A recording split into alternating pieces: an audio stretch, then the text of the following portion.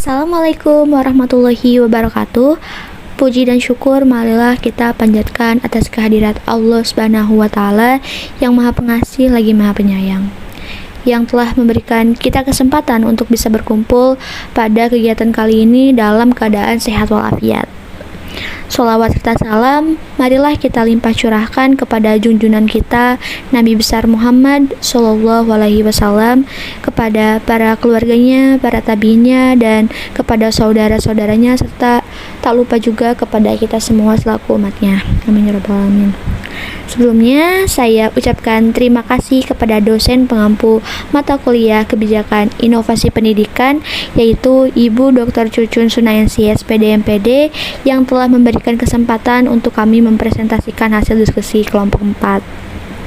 Dan perkenalkan, nama saya Nova Mariska dengan NIM 2301701 sebagai moderator pada presentasi kali ini, dan rekan-rekan saya yang bernama Nelsa Nur Helgia dengan NIM 2305962 dan Siti Masfufah Nuraini dengan NIM 2301107. Oke, tanpa berlama-lama lagi, mari kita simak presentasi di hari ini yang berjudul Proses Inovasi Pendidikan. Selamat menyaksikan semuanya.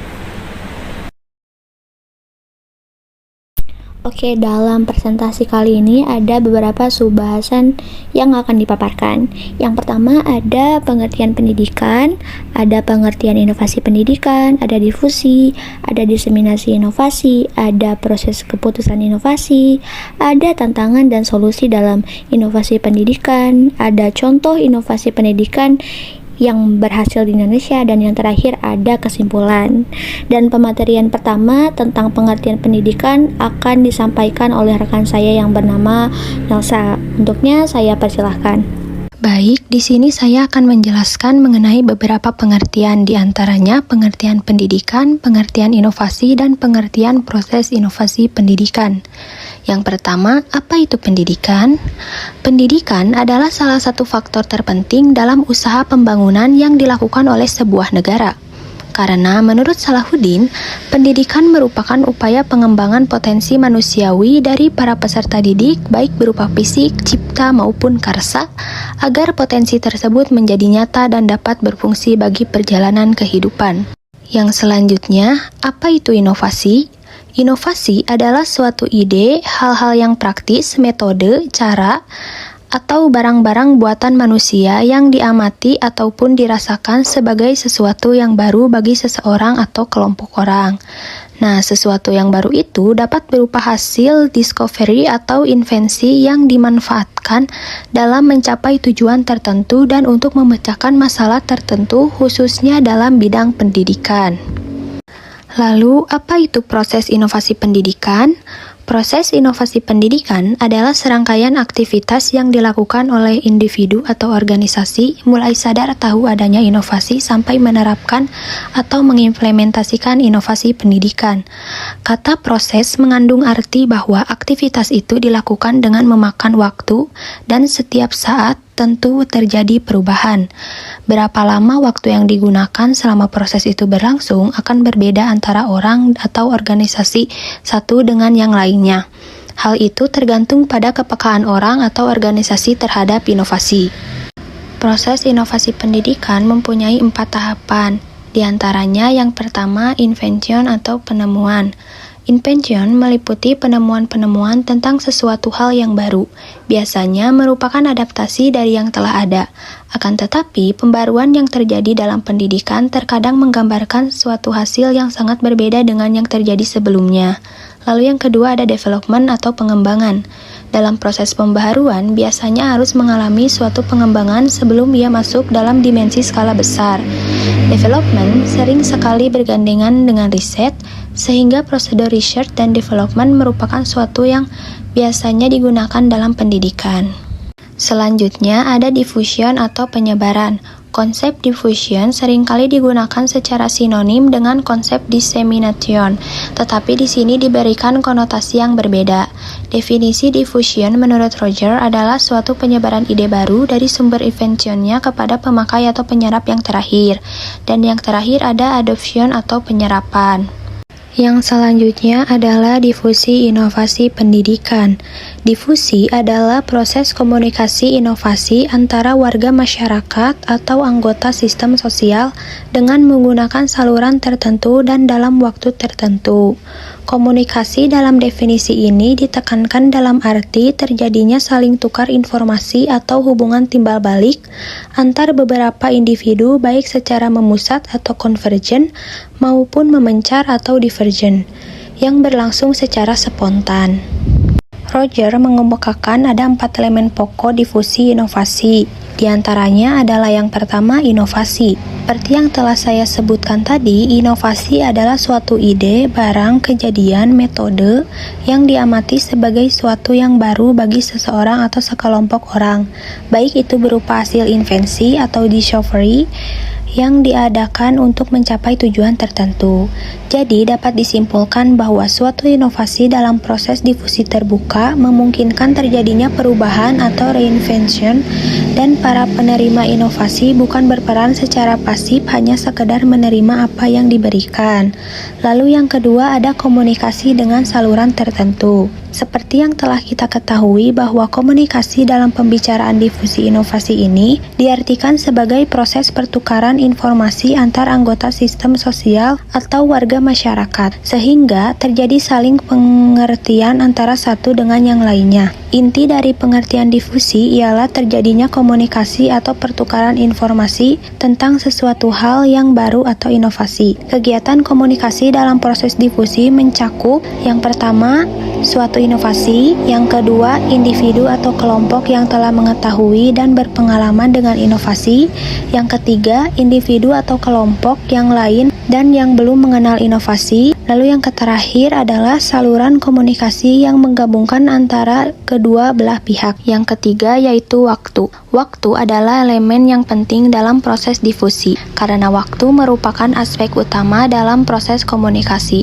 Waktu tidak nyata berdiri sendiri terlepas dari suatu kejadian, tetapi waktu merupakan aspek dari suatu kegiatan. Peranan dimensi waktu dalam proses difusi terdapat pada 3 hal. Yang pertama, proses keputusan inovasi. Hal ini merupakan proses sejak seseorang mengetahui inovasi untuk yang pertama kalinya sampai ia memutuskan untuk menerima atau menolak inovasi tersebut. Lalu yang kedua ada kepekaan seseorang terhadap inovasi. Tidak semua orang dalam suatu sistem sosial atau masyarakat menerima inovasi dalam waktu yang sama. Kepekaan inovasi ditandai dengan lebih dahulunya seseorang menerima inovasi daripada yang lain dalam suatu masyarakat. Berdasarkan kepekaan terhadap inovasi atau terdahulunya dan terlambatnya menerima inovasi dapat dikategorikan menjadi 5 macam kategori penerima inovasi dalam suatu sistem sosial tertentu, yaitu yang pertama inovator, yang kedua pemula, yang ketiga mayoritas awal, yang keempat mayoritas akhir, dan yang kelima mayoritas terlambat atau tertinggal. Lalu yang ketiga ada kecepatan penerimaan inovasi. Dimensi waktu yang ketiga dalam proses difusi inovasi ialah kecepatan penerimaan inovasi. Yang dimaksud dengan kecepatan penerimaan inovasi ialah kecepatan relatif diterimanya inovasi oleh warga masyarakat atau anggota sistem sosial. Orang yang menerima inovasi dalam tiap periode waktu tertentu, misalnya tahun atau bulan, mereka itu adalah inovator. Kecepatan inovasi biasanya diukur berdasarkan lamanya waktu yang diperlukan untuk mencapai persentase tertentu dari jumlah warga masyarakat yang telah menerima inovasi. Lalu yang terakhir atau yang keempat yaitu sistem sosial. Sistem sosial ialah hubungan interaksi antar individu atau unit dengan bekerja sama untuk memecahkan masalah guna mencapai tujuan tertentu. Anggota sistem sosial dapat berupa individu, kelompok-kelompok yang informal atau organisasi dan subsistem yang lain. Proses difusi melibatkan hubungan antar individu dalam sistem sosial. Maka jelaslah bahwa individu akan terpengaruh oleh sistem sosial dalam menghadapi suatu inovasi. Berbeda sistem sosial akan berbeda pula proses difusi inovasi, walaupun mungkin dikenalkan dan diberi fasilitas dengan cara dan perlengkapan yang sama. Diseminasi inovasi pendidikan. Diseminasi adalah proses penyebaran inovasi yang direncanakan, diarahkan, dan dikelola. Jadi, kalau difusi terjadi secara spontan, maka diseminasi dengan perencanaan. Ini berbeda dengan difusi yang merupakan alur komunikasi spontan. Diseminasi merupakan tindak inovasi yang disusun menurut perencanaan yang matang.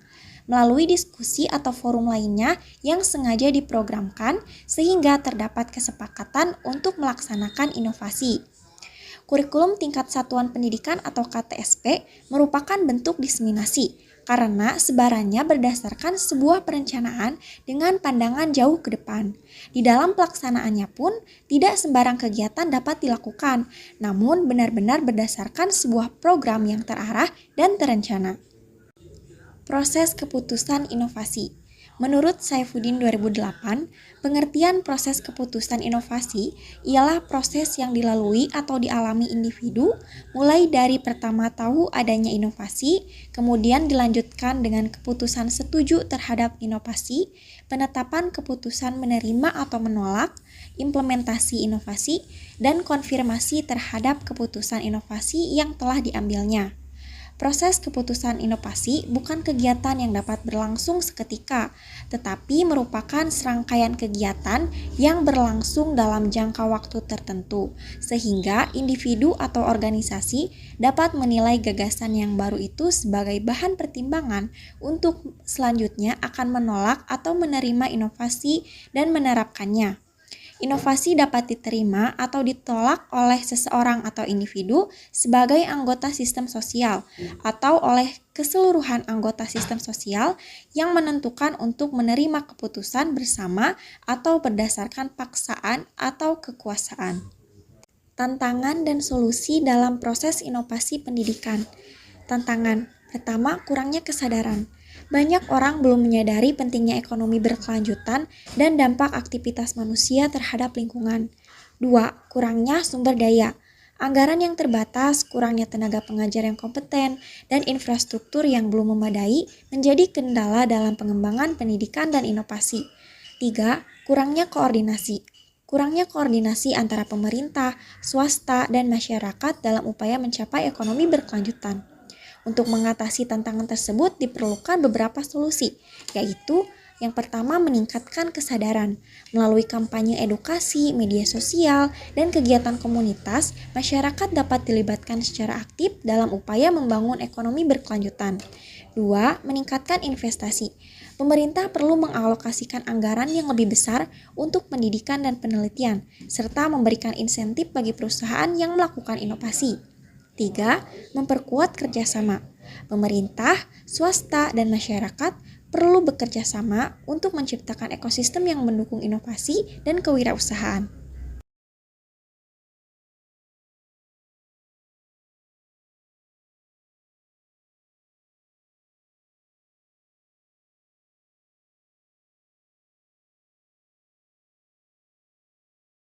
Oke, baik teman-teman, dalam slide kali ini saya akan memberikan beberapa contoh inovasi pendidikan yang berhasil di Indonesia. Yang pertama ada program Sekolah Penggerak. Program ini diluncurkan oleh Kemendikbudristek sebagai bagian dari Merdeka Belajar untuk mentransformasi pendidikan. Inovasinya bisa kita lihat dari ada pendekatan holistik, jadi fokusnya pada peningkatan kualitas guru, kepala sekolah, dan proses pembelajaran. Dan juga ada Project Task Learning atau PBL. Jadi siswa dapat belajar melalui proyek nyata yang relevan dalam kehidupan sehari-hari, dan ada juga pelatihan berkelanjutan untuk guru dan kepala sekolah serta mendapatkan pelatihan intensif untuk meningkatkan kompetensi. Dampaknya bisa kita lihat dari peningkatan kualitas pembelajaran dan hasil belajar siswa, dan juga sekolah-sekolah penggerak ini menjadi model bagi sekolah lain di daerahnya, serta meningkatnya partisipasi masyarakat dalam mendukung pendidikan. Yang kedua ada platform Rumah Belajar, dan platform ini dikembangkan oleh Kemendikbudristek juga untuk menyediakan akses pembelajaran digital gratis. Inovasinya bisa seperti konten interaktif yang berbentuk materi pembelajaran dalam bentuk video, animasi, dan simulasi. Dan juga ada kelas maya, yaitu fitur untuk pembelajaran jarak jauh dengan guru dan siswa, dan ada bank soal seperti latihan soal dan ujian online untuk persiapan ujian nasional. Dampaknya bisa kita lihat dari meningkatnya akses pendidikan bagi siswa di daerah terpencil dan menjadi solusi juga bagi pembelajaran selama pandemi COVID-19 yang telah usai pada tahun-tahun sebelumnya, dan juga mengurangi kesenjangan digital dalam pendidikan. Yang ketiga ada Gerakan Literasi Sekolah atau GLS. Program ini berinisiatif untuk membangun budaya literasi sejak dini di sekolah, Inovasinya bisa kita lihat dari banyaknya sudut baca di setiap kelas yang juga memiliki sudut baca dengan buku-buku yang berkualitas. Dan ada juga program 15 menit membaca, yaitu kegiatan rutin membaca sebelum pembelajaran dimulai. Dan ada kegiatan literasi, yaitu lomba menulis, diskusi buku, dan pameran literasi. Dampaknya ini bisa kita lihat dari meningkatkan minat baca dan keterampilan literasi siswa dan menciptakan lingkungan sekolah yang kaya akan budaya baca serta mendorong siswa ini untuk berpikir kritis dan kreatif. Yang keempat ada program Kampus Merdeka. Program ini adalah bagian dari kebijakan Merdeka Belajar untuk pendidikan tinggi. Inovasinya itu ada dari hak belajar 3 semester di luar prodi. Jadi mahasiswa dapat mengambil mata kuliah di luar program studinya. Dan ada juga magang dan proyek independen, ISMA, dan lainnya. Serta pembelajaran ini menjadi sangat fleksibel dan dampaknya yang pertama itu meningkatkan relevansi pendidikan tinggi dengan kebutuhan industri dan juga memberikan pengalaman nyata kepada mahasiswa sebelum lulus serta mendorong kolaborasi antara perguruan tinggi dan dunia kerja. Dan yang terakhir ada digitalisasi sekolah melalui sistem informasi pengelolaan sekolah atau SIPLA. Jadi platform untuk memudahkan pengelolaan keuangan dan pembelajaran di sekolah. Inovasinya itu berupa ada transparansi keuangan, jadi memastikan penggunaan dana BOS atau bantuan operasional sekolah ini lebih akuntabel, dan juga pembelian online. Jadi sekolah ini dapat membeli kebutuhan dan operasional melalui platform digital, dan juga ada pelaporan otomatis dan yang memudahkan pelaporan penggunaan dana kepada pemerintah. Dan dampak dari program ini adalah meningkatkan efisiensi pengelolaan dana sekolah dan juga mengurangi praktik korupsi dan penyalahgunaan dana serta memudahkan pemantauan oleh pemerintah dan masyarakat. Baik, saya akan membacakan kesimpulan pada presentasi kali ini. Inovasi pendidikan sangat penting untuk meningkatkan kualitas pembelajaran dan menyesuaikan sistem pendidikan dengan perkembangan zaman. Penyebarannya terjadi melalui difusi dan diseminasi. Namun, sering menghadapi tantangan seperti keterbatasan sumber daya dan resistensi terhadap perubahan.